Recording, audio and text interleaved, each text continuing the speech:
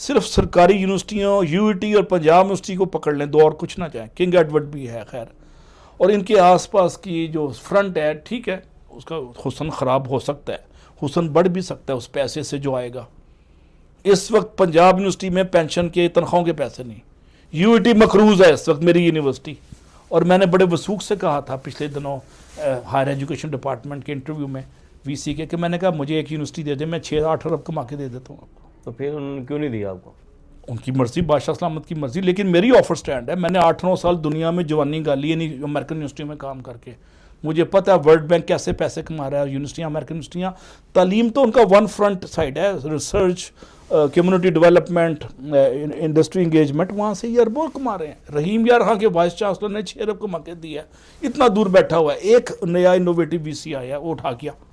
سرکاری یونیورسٹیوں میں VC آتے ہیں فیتے کاٹنے، میٹنگ چیئر کر لی، تصویر فیس بک پہ ڈال دی، عید کا پیغام دے دیا، ایسے اوپن کا کام ہی نہیں ہے. ایک وائس چانسلر یا کوئی بھی DC یا SP، وہ دیر چینج ایجنٹ، ان کا کام ہوتا ہے اداروں کو ٹرن اراؤنڈ کرنا، نیچے سے اوپر لے کے جانا. رائٹ، بالکل، بات تو ٹھیک. تو تعلیم پہ میں نے تھوڑا سا بتایا کہ امریکن پروفیسر کا ایک سٹائل اور ہے، وہ بچے کے جاب کے لیے بھی فکر مند ہے. اچھا. اس کی ڈگری میں اگر رزلٹس خراب ہو رہے ہیں اس کو لیے بھی فکر مند ہے. وہ ایک باپ کی طرح دوسرا باپ ہے. اور جاپانی پروفیسر تو ایک حد آگے چلے گئے ہیں. اچھا. وہاں پہ تو لڑکی کا رشتہ، لڑکے کا رشتہ لڑکی کے گھر میں جیسا پاکستان میں ہوتا ہے، وہ پروفیسر لے کے جاتا ہے، باپ نہیں جاتا، وہ باپ پلس ہے وہاں پہ. واقعی؟ ہاں. ونڈرفل. جب مجھے میں نے ایک امریکن پروفیسر کو بتایا کہ سمر میں میرے پاس اسکالرشپ نہیں ہے اور میں جاب لیس ہوں اور میرے پاس ورک پرمٹ بھی نہیں ہے واشنگٹن میں، امریکہ میں، وہ پریشان ہو گیا. کہتا تم کہاں رہتے ہو؟ میں نے کہا ہم واشنگٹن میں ایک اپارٹمنٹ ہے $1200، ہم 4 لڑکے رہتے ہیں. کہتے ایک کمرے میں 4 رہتے ہو؟ میں نے کہا ایک اسٹڈی روم ہے اور ایک سلیپنگ روم ہے، بیڈ روم، تو ہم بیڈ روم میں سوتے ہیں یا کام کرتے ہیں. تو کہتا ہے اس کو ایک قسم کا رونا آ گیا. کہتا ہے میں تمہارے لیے بھی جاب دیکھتا ہوں. اور اس نے باقاعدہ 10 فون کر کے میرے لیے جاب ارینج کی.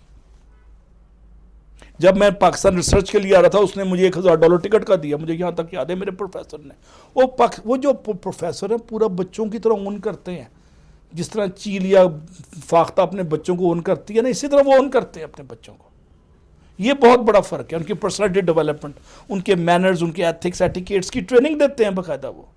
اور مجھے یاد ہے گورنمنٹ کالج میں بھی ایسے ہوتا تھا، اور ایچسن میں اور بعض اچھی یونیورسٹیوں میں آج بھی یہ رواج ہے، کنگ ایڈورڈ میں اور یہ گرینیڈ میں، اچھی جہاں جہاں ٹریڈیشنز ہیں پرانے کالجز میں، وہاں پہ اچھے رواج آج بھی پرویل کر رہے ہیں.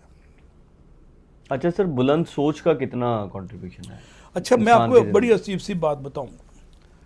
چھوٹی سوچ اور پاؤں میں موچ آگے نہیں جانے دیتی، پہلی بات تو یہ طے ہو گئی. بالکل ٹھیک ہے، بڑا مشہور ہاں. اور اگر آپ کی فکر محدود ہے تو منزل مسدود ہو جاتی ہے. If you think small you are going to be small.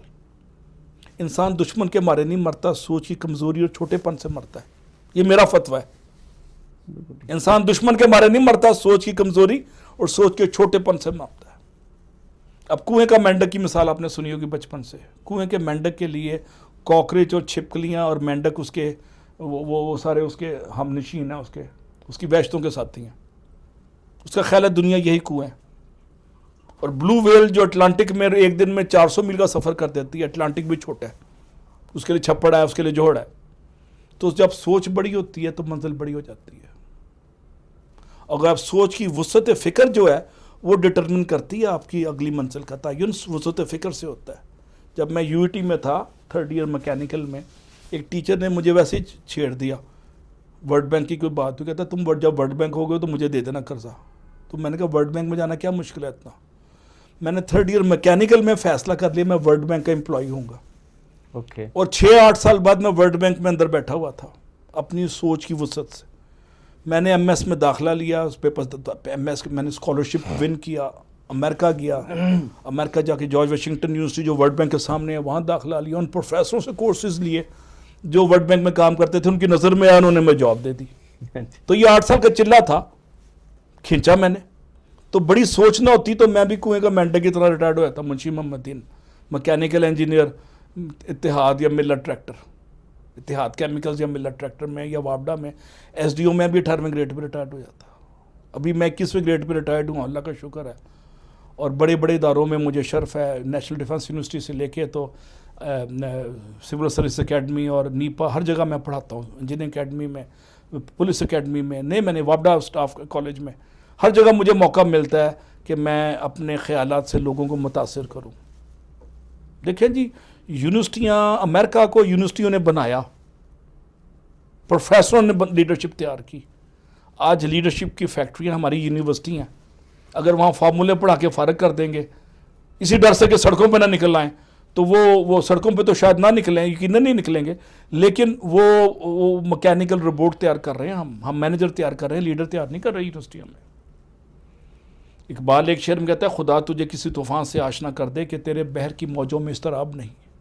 तो मौजों में इस्तराब नौजवानों की टीचर डालता है, प्रोफेसर डालता है। मेरे अंदर भी जो ये था ना शरारा, गवर्नमेंट कॉलेज में किसी प्रोफेसर ने डाला था इंग्लिश या उर्दू के, उसने कहा था कि yes you can do something, debates में आओ ना, तुम उर्दू बोलना तो सीखो, अंग्रेज़ी बोलना तो सीखो, रावी मैगज़ीन में आओ तो तुम्हें आ जाएगी, तुम एडिटोरियल बोर्ड में आओ तो मेरी उर्दू अंग्रेज़ी अच्छी हो गई उससे।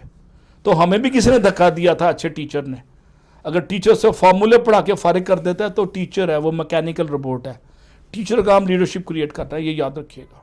Ideal teacher is meant only to create leadership, ethical leadership, fair, honest and broad-minded, forward-looking leadership. ये वो लीडरशिप है जिस पे हज़ारों लीडर अमेरिका में यूनिवर्सिटी ने पैदा किए और अमेरिका नंबर 1 हो गया, यूके ने पैदा किया, यूके नंबर 1 हो गया, फ्रांस ने पैदा किया, फ्रांस नंबर 1।